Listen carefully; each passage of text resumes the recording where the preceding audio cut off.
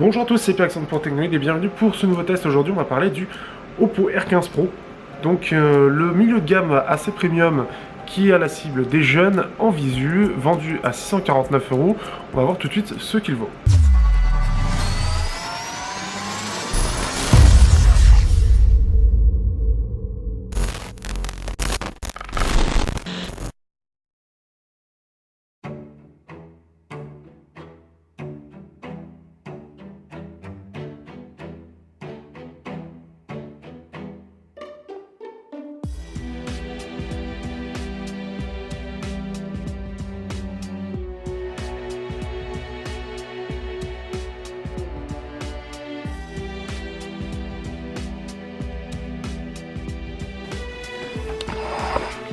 Au niveau des caractéristiques, on a droit à un Snapdragon 660 avec 6 Go de RAM et 128 Go de stockage, un écran de 6.2 pouces AMOLED Full HD, une batterie de 3400 mAh avec la VOOC en recharge rapide, un double capteur photo 16 et 20 mégapixels en ouverture 1.7, lecteur d'empreintes, reconnaissance faciale,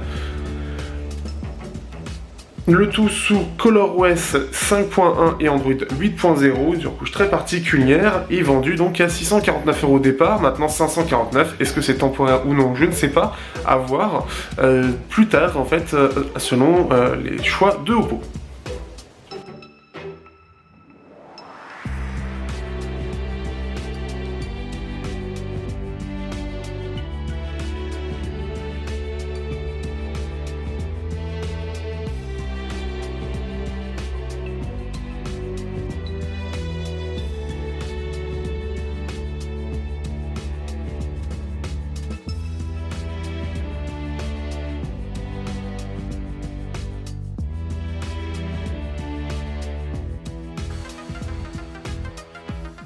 Au niveau du design, on a un design qui se rapproche beaucoup du OnePlus 6. Néanmoins, il y a quand même quelques différences. Le capteur photo est en haut à gauche. On peut voir un coloris qui est d'ailleurs très joli. C'est un dégradé de rouge qui va aller du rouge flashy au rouge foncé et qui va jouer aussi avec les reflets pour avoir un côté plus flashy. Donc quelque chose de très joli.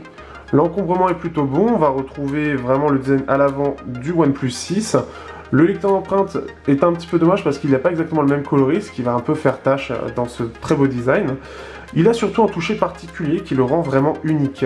Il y a un traitement qui est fait sur le métal ainsi que sur le dos en verre, qui le rend particulièrement doux et adhérent en même temps, ce qui le rend extrêmement premium, et ce qui fait que si on ne sait pas ce qu'il y a dedans, on a vraiment l'impression d'avoir un haut de gamme. Le seul truc qui fait réellement tâche dans ce paysage, c'est surtout le fait qu'on a droit à ce micro USB dû à la VOOC apparemment, et donc c'est un peu dommage. On a bien sûr la présence du jack, du Dual SIM ou SIM plus port SD pour ceux qui veulent étendre déjà le gros stockage de 128 Go.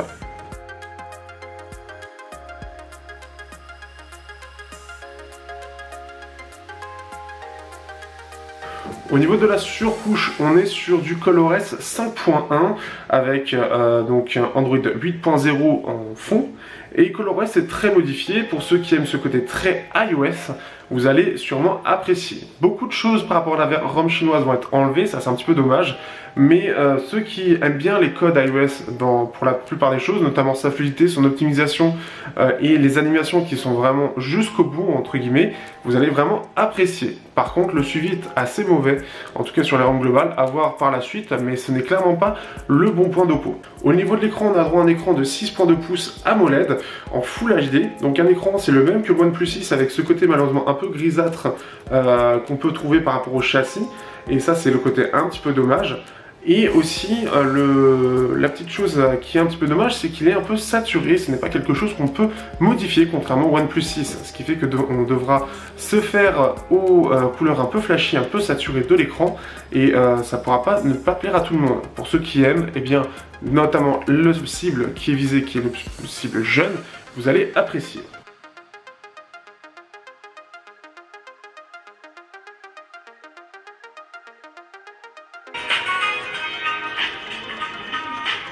Au niveau du son, on est sur un simple haut-parleur, donc le côté un petit peu dommage aussi pour un smartphone à ce prix. Néanmoins, le haut-parleur est plutôt bon. On a droit à un son qui est plutôt puissant, qui est agréable à écouter et qui, en plus de ça, est plutôt équilibré avec même des basses qui sont présentes. Du côté du jack, on a quelque chose qui est très bien aussi, il a un DAC intégré, le TFA 98XX, qui est vraiment puissant et qui permet d'avoir un son bien meilleur que la plupart des autres smartphones. Donc ça c'est déjà un bon point. La petite chose c'est qu'il aura tendance à relever un peu les basses pour avoir un côté un peu plus flatteur, encore une fois. On sent que c'est vraiment le cœur du smartphone, être flatteur, et ce qui fait que ça ne pourra pas plaire à tout le monde. On a le système Real Sound qui ne pourra pas plaire à tout le monde non plus, dû à son côté un peu trop artificiel quand vous avez des bons écouteurs. Pour la photo, on hérite des mêmes capteurs que le OnePlus 6, c'est d'ailleurs lui le premier qui les a eu, et c'est pour le coup bien mieux géré que du côté de OnePlus. Là où du côté de OnePlus, on va avoir un côté couleur très juste, ici ça va être des couleurs un peu flashy pour faire joli aux yeux, pour être flatteur encore une fois, mais le truc c'est que ça va être beaucoup plus détaillé, on sent une optimisation bien plus profonde, que ce soit le côté saturé, on n'est pas sur la même chose que ce que propose Honor où c'est trop saturé, et surtout on a vraiment quelque chose de très précis, très détaillé, ce qui est vraiment agréable. Il aura tendance un peu plus à se casser la gueule sur la nuit par rapport à d'autres smartphones plus haut de gamme, mais il se défend vraiment très bien. En vidéo, il se défend bien aussi, pas de 4K 60 fps par contre, et pas de stabilisation optique. Il a droit à une légère stabilisation électronique, mais vraiment trop légère pour que ce soit réellement intéressant. Donc ça, malheureusement, c'est un peu dommage. Je vous renvoie sur l'album photo dans la description. Merci à vous. Au niveau de l'autonomie, un petit peu difficile à évaluer, puisqu'il n'y avait aucun système pour justement évaluer le nombre d'heures écran allumé, et ce qui fait qu'avec sa batterie de 3400 mAh et ses performances et son écran AMOLED, on a droit quand même à une bonne autonomie. Je la juge entre 7 et 10 heures écran allumé, mais vraiment à la louche parce que j'ai rien de très précis. Je compare à ce que j'ai eu d'autres et il a tendance vraiment à bien tenir dans la journée. J'ai vraiment pas de soucis de ce point de vue là, donc pour ceux qui veulent un smartphone autonome, vous serez servi avec celui-là. Au niveau des performances, on a le très bon Snapdragon 660 gravé en 14 nanomètres. Un octocœur plutôt performant mais qui équivaut au Snapdragon 835. C'est surtout sa puce graphique qui est beaucoup moins performante. L'Adreno 512 est plus limitée et on le voit dans les benchmarks. Ce qui fait que sur Geekbench 4, on a droit à un score de 1600 points en simple cœur et 5900 points en multicœur. Pour la partie graphique avec Geekbench, il arrive à faire 275 minutes d'écran en jeu, d'écran allumé, donc de minutes d'autonomie, ce qui est plutôt bon puisque ça équivaut à peu près 4h30, et aussi il fait 800 frames, ce qui est plutôt bon et correspond à un Snapdragon 820 plutôt bien optimisé en 2K par rapport à d'autres smartphones. Alors ça reste les benchmarks bien évidemment, mais il se défend bien et comme on peut le voir sur PUBG, en élevé et HD, il se défend tout à fait, l'écran n'étant pas HDR.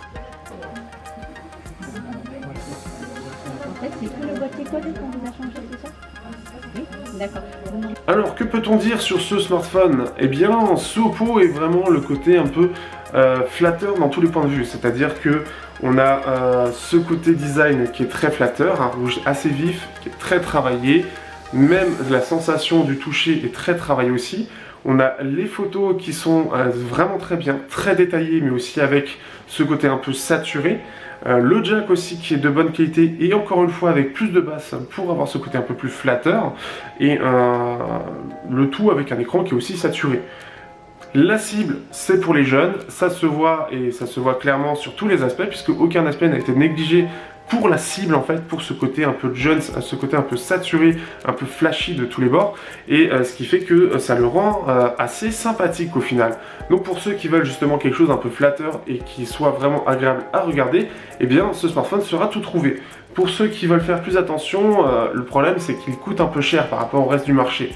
On l'a vu, les LG, les Sony, les Samsung, tout le monde a dégringolé en termes de prix et se retrouve aux alentours des 500 euros. Et ce qui fait que ça le rend, pour le coup, pas très intéressant avec un Snapdragon 660 et du micro USB. C'est un peu dommage de ce point de vue-là et ça le rend, pour le coup, ça le rend pas trop intéressant. Néanmoins, il a quand même même beaucoup de choses, c'est-à-dire qu'il se défend vraiment bien en photo. Il équivaut quand même pas mal à ce que propose la concurrence. Donc ça se défend bien. Il a le lecteur d'empreinte, la reconnaissance faciale basique, l'écran AMOLED qui malheureusement est le même que le OnePlus 6 et qui aura tendance à ce côté grisâtre. Et c'est surtout le micro USB sur un smartphone quand même qui est à 600 ou 550 euros. C'est pas acceptable. Et ça fait clairement pas premium, ça fait pas haut de gamme et c'est absolument pas normal. Pour le grand public, c'est pas sûr que ça les choque, mais pour ceux qui sont un peu avertis, qui va comprendre pourquoi on est encore sur du micro USB en 2018? En fait, sa place sur le marché, le truc c'est que je le trouve par exemple plus intéressant que le OnePlus 6. La jack est mieux travaillée, la photo est à mon sens un peu plus agréable à l'œil, plus flatteur et surtout beaucoup plus détaillée, mais la vidéo est par contre elle moins bien. ColorOS est extrêmement fluide, mais le suivi ne suit pas forcément, même si OnePlus fait un très bon suivi tout en étant très fluide. Ici on est ColorOS qui ne va pas plaire non plus à tout le monde.